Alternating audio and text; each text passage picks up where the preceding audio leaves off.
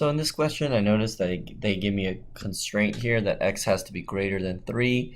So for now, I'm not really going to worry about that. I'm just going to ignore it for the time being. So I have a complex fraction here. I'm going to rewrite the problem just so I have a little space to work with.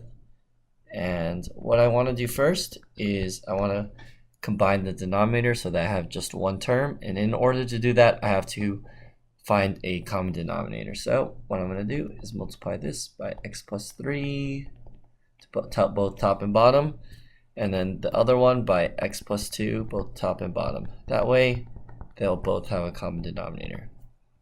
So I'm left with the next step would just be 1 over x plus 3 over x plus 2, and similar over here. So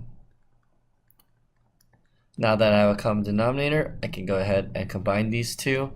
So I have now 1 over x plus 3 plus x plus 2 over x plus 3 times x plus 2.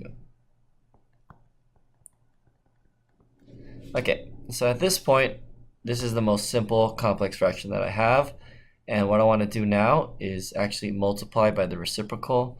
So you can kind of treat it as this. That's 1 divided by x plus, which I'm going to simplify this numerator. I'm going to simplify that to 2x plus 5.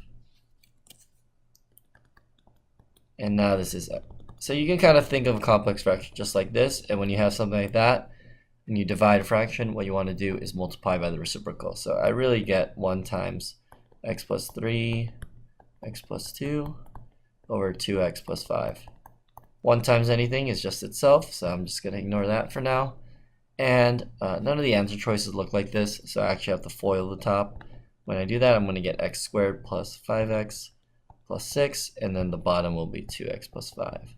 So finally, that's all that we can do, and our answer choice is going to be letter B.